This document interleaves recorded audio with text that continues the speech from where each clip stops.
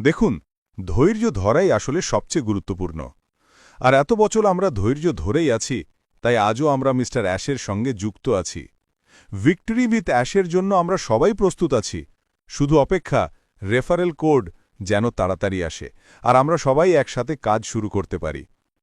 এখন অনেকের মনে প্রশ্ন আসতে পারে, আমাদের কি করা উচিত?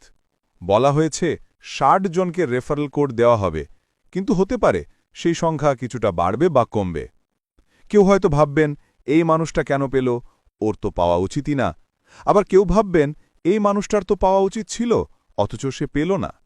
কিন্তু বন্ধু, এখন আবেগপ্রবণ হওয়ার সময় নয়। সবচেয়ে গুরুত্বপূর্ণ হল, যখনই রেফারেল কোড আসবে আমরা যেন প্রস্তুত থাকি। তারপর ধীরে ধীরে প্রক্রিয়াটা বুঝে নিই, কেওয়াইসি, লগ ইন, পরের ধাপ সব।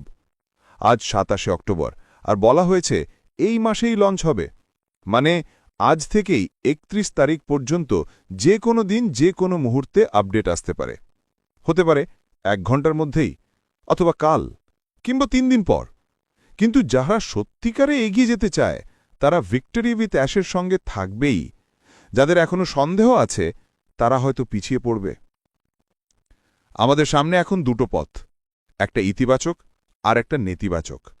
আমরা যদি ইতিবাচক থাকি তাহলে ফলাফল যাই হোক অন্তত এগিয়ে যেতে পারব, কিন্তু যদি নেতিবাচক হই তাহলে কিছুই করতে পারব না। তাই এখনই সঠিক সময় ধৈর্য ধরার, বোঝার এবং প্রস্তুত থাকার। ওইএস এর আপডেটের দিকে নজর রাখুন। রেফারেল প্রোগ্রাম মানে কাজ থাকবে, আকাশ থেকে টাকা পড়বে না, এটা নিশ্চিত কথা। অন প্যাসিভে যেই আশা আমরা রেখেছিলাম সেই আশার একটা অংশ এখনও ভিক্টরি উইথ অ্যাশের সঙ্গে বেঁচে আছে। কিন্তু মনে রাখবেন, আগের ভুলগুলো যেন আমরা আর না করি। গত ৫-৬ বছর ধরে আমরা বলছি এবারই হবে, কিন্তু বাস্তবে এখনও পুরোপুরি হয়নি। তাই এবার অতিরিক্ত হাইপ নয়, বাস্তবের উপর ভরসা রাখুন। অনেক লিডার বলবেন এবার নিশ্চিত, কিন্তু সত্যিটা বোঝা যাবে তখনই যখন বাস্তবে লঞ্চ হবে। তাই শান্ত থাকুন, চোখ রাখুন ওইএস প্ল্যাটফর্মে।